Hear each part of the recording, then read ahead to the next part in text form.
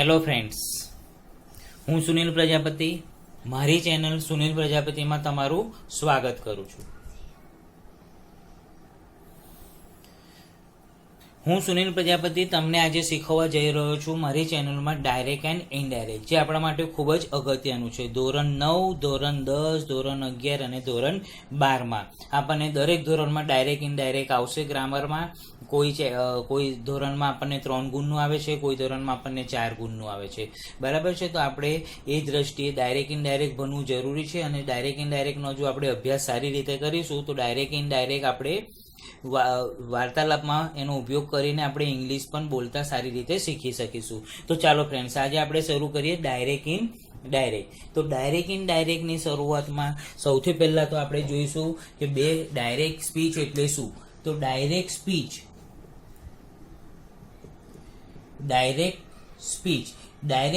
એટલે શું? તો ડાયરેક્ટ સ્પીચ એટલે શું? તો બે વ્યક્તિઓના સંવાદને કહેવામાં આવે છે. બે વ્યક્તિઓના સંવાદને શું કહેવાય છે? ડાયરેક્ટ સંવાદને શું કહેવાય છે? Direct speech.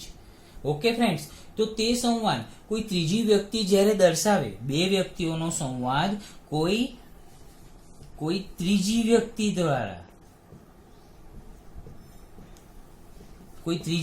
દ્વારા બે વ્યક્તિઓનો સંવાદ કોઈ ત્રીજી વ્યક્તિ દ્વારા બોલવામાં આવે અથવા તો દર્શાવવામાં આવે ત્યારે તેને કહેવાય છે ઇનડાયરેક્ટ સ્પીચ. ત્યારે તેને શું કહેવાય છે? Indirect speech. તો વિદ્યાર્થી મિત્રો, તમને ખ્યાલ આવી ગયો હશે કે ડાયરેક્ટ સ્પીચ એટલે શું અને ઇનડાયરેક્ટ સ્પીચ એટલે શું. ડાયરેક્ટ સ્પીચ એટલે તો બે વ્યક્તિઓના સંવાદને શું કહેવાય છે? Direct speech. અને બે વ્યક્તિઓનો સંવાદ જ્યારે કોઈ ત્રીજી વ્યક્તિ દ્વારા કહેવામાં આવે છે, બરાબર, બે વ્યક્તિઓનો સંવાદ કોઈ ત્રીજી વ્યક્તિ દ્વારા કહેવામાં આવે છે તો એને શું કહેવાય છે?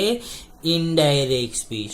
આટલો આપણને સૌથી પહેલા ખ્યાલ હોવો જોઈએ. ઓકે ફ્રેન્ડ્સ, જો ફ્રેન્ડ્સ, સૌથી પહેલા તો આપણે વાક્યમાં એટલે કે ડાયરેક્ટ સ્પીચના વાક્યમાં આવતા દરેક ભાગને આપણે કયા નામથી ઓળખવું તે જરૂરી છે. તો સૌપ્રથમ આપણે જોઈએ કે વાક્યની અંદર બોલનાર જે હોય તેને શું કહેવાય છે? રિપોર્ટર. શું કહેવાય છે? રિપોર્ટર.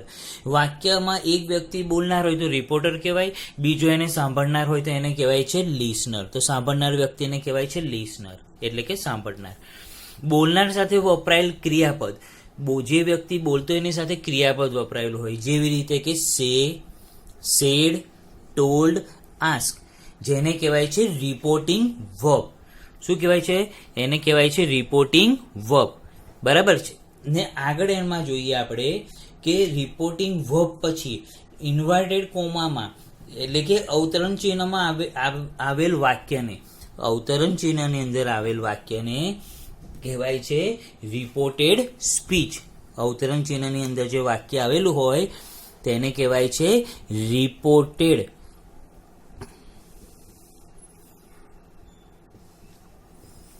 સ્પીચ. તો આ થઈ ગયું વાક્યની ઓળખ. ઓકે, તો વાક્યની ઓળખમાં સૌથી પહેલા શું આવશે? તો જે વાક્ય બે જણ વચ્ચેનો સંવાદ હોય તેને કહેવાય ડાયરેક્ટ સ્પીચ. બે વ્યક્તિઓના સંવાદને કોઈ ત્રીજો વ્યક્તિ બોલે તો એને કહેવાય છે ઇનડાયરેક્ટ સ્પીચ. વાક્ય જે આપણને આપેલું હોય તો જેમાં બોલનાર હોય તો બોલનારને કહેવાય છે રિપોર્ટર, સાંભળનારને કહેવાય છે લિસનર. બોલનાર સાથે વપરાયેલ ક્રિયાપદ જેવા કે સે, સેડ, ટોલ્ડ, આસ્ક, એને કહેવાય છે રિપોર્ટિંગ વર્બ. શું કહેવાય છે એને? Reporting verb. હવે છેલ્લું જે અવતરણ ચિહ્નની અંદર વાક્ય આવેલું હોય, કયું વાક્ય? અવતરણ ચિહ્નની અંદરનું વાક્ય, એટલે કે જે વાક્યને બે શિંગડા લગાવેલા હોય એ શિંગડા લગાવેલા વાક્યને શું કહેવાય છે? Reported speech. શું કહેવાય છે? Reported speech. હવે આપણે એને ઉદાહરણ દ્વારા સમજીએ કે આખા વાક્યમાં બોલનાર, સાંભળનાર, પછી રિપોર્ટિંગ વર્બ અને રિપોર્ટેડ સ્પીચ શું છે. અહીંયા આગળ એક વાક્ય આપેલું છે આપણું, Rudra said to Krishna, I saw a film. તો અહીંયા આગળ આપણે વાક્યમાં ઓળખાણ કરી દઈએ કે વાક્યમાં કોણ કયો રોલ ભજવે છે, કોણ કયો પાર્ટ ભજવી રહ્યો છે. બરાબર. તો રુદ્ર અહીંયા આગળ કયો પાર્ટ ભજવી રહ્યો છે? તો રુદ્ર અહીંયા આગળ રિપોર્ટર એટલે કે બોલનારનો ભાગ ભજવી રહ્યો છે. કૃષ્ણા, તો કૃષ્ણ અહીંયા આગળ સાંભળનાર લિસનરનો ભાગ ભજવી રહી છે. એટલે રુદ્ર રિપોર્ટર થઈ ગયો, કૃષ્ણા લિસનર થઈ ગઈ. રુદ્ર બોલનાર છે, કૃષ્ણા સાંભળનાર છે. હવે બોલનાર સાથે જે ક્રિયાપદ વપરાયેલું છે જેને શું કહીએ છીએ આપણે? Reporting verb. જે અહીંયા આગળ મેં આરવી કરીને લખ્યું છે કે રિપોર્ટિંગ વર્બ. રિપોર્ટિંગ વર્બ શું થઈ ગયો અહીંયા આગળ? રિપોર્ટિંગ વર્બ અહીંયા આગળ છે આપણો આરવી. રિપોર્ટિંગ વર્બ એટલે કે સેડ આપણો રિપોર્ટિંગ વર્બ છે. ઓકે. હવે મેં તમને કીધું હતું જે સિંગડા લગાડેલું વાક્ય હોય એટલે કે અવતરણ ચિહ્નની અંદર આવેલું વાક્ય, જે આપણે યાદ રાખવા માટે કહીશું સિંગડા લગાવેલું વાક્ય. તો સિંગડા લગાવેલું વાક્યને શું કહીશું આપણે? Reported speech. તો અહીંયા આગળ રિપોર્ટેડ સ્પીચ શું છે આપણી? આઈ સો અ ફિલ્મ. તો ફ્રેન્ડ્સ, આ થઈ ગયું આપણું વાક્યની ઓળખાણ કે ડાયરેક્ટ વાક્ય શું છે, ઇનડાયરેક્ટ વાક્ય શું છે, reporter, reporting verb, listener and reported speech. Okay. હવે આપણે શરૂ કરીએ છીએ પહેલો પોઈન્ટ. ધ્યાન આપજો બરાબર વિદ્યાર્થી મિત્રો. સૌ પ્રથમ આપણે જોઈશું કે સૌ પ્રથમ આપણે કાળમાં ક્યારેય ફેરફાર નથી થતો. હવે તે જોઈએ. તો સૌથી પહેલા ધ્યાન આપજો કે રિપોર્ટેડ સ્પીચ એટલે કે જેને હવે પછી આપણે આરએસ બોલીશું. રિપોર્ટેડ સ્પીચને બોલીશું આરએસ એટલે કે શું? રિપોર્ટેડ સ્પીચ એટલે તો સિંગડાવાળું વાક્ય. ઓકે.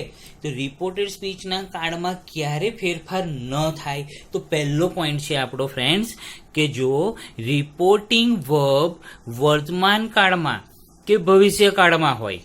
ફરી રિપીટ કરું છું તમને મેં કે રિપોર્ટિંગ વર્બ એટલે કે રિપોર્ટિંગ વર્બ બોલાયેલું ક્રિયાપદ. બરાબર. બોલનાર સાથે વપરાયેલ ક્રિયાપદ જેને કહીએ છીએ આપણે reporting verb.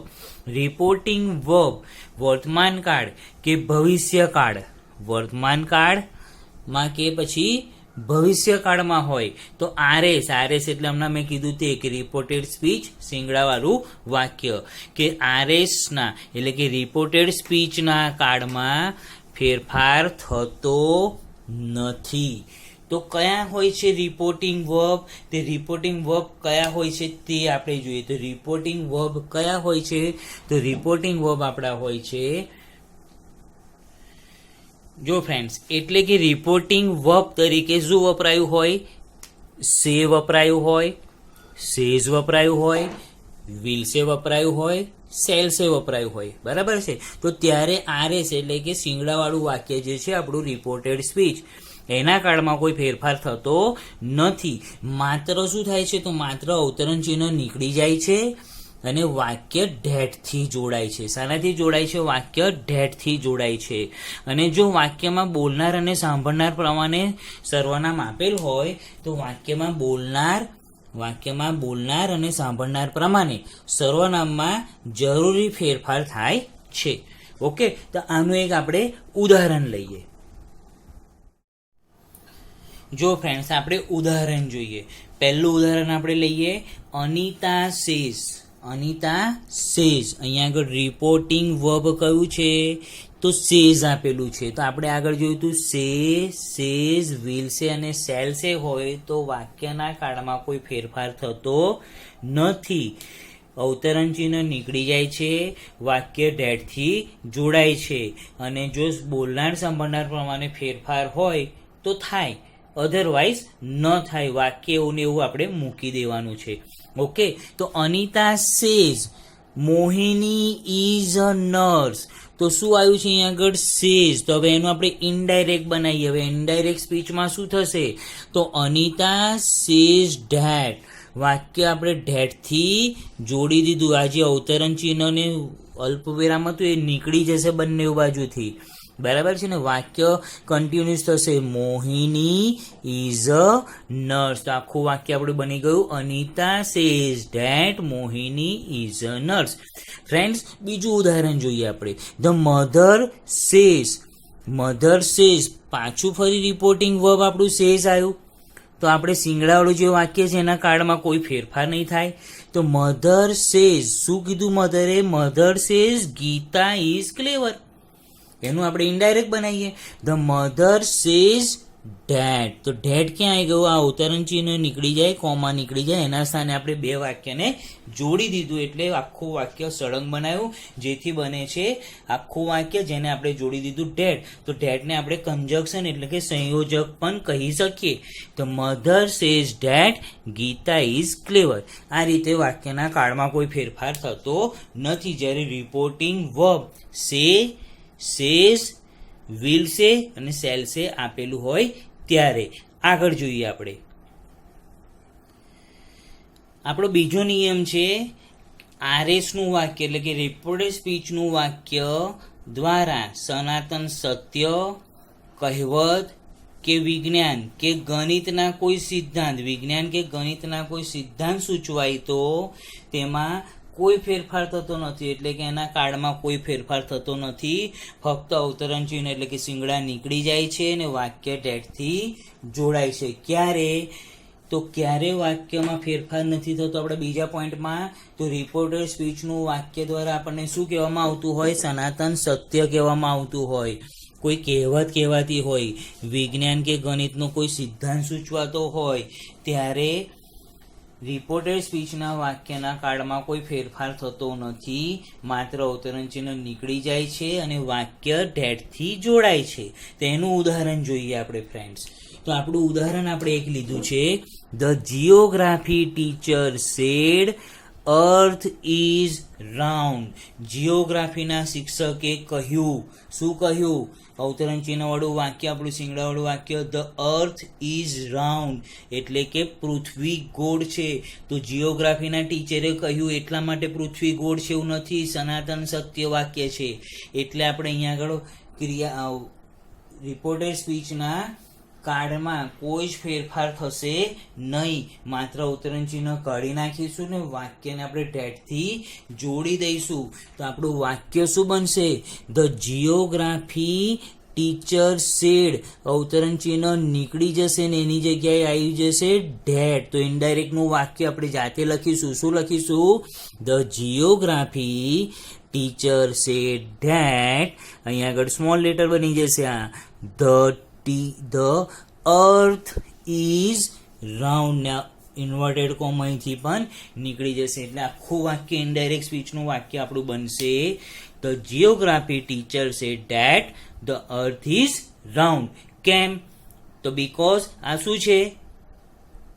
The earth is round શું છે? સનાતન સત્ય છે. કોઈના કહેવાથી નથી બની ગયું અર્થ રાઉન્ડ. ઓકે, તો આવું વાક્ય જ્યારે હોય ત્યારે એના કાળમાં કોઈ ફેરફાર થતો નથી. બીજું એક એક્ઝામ્પલ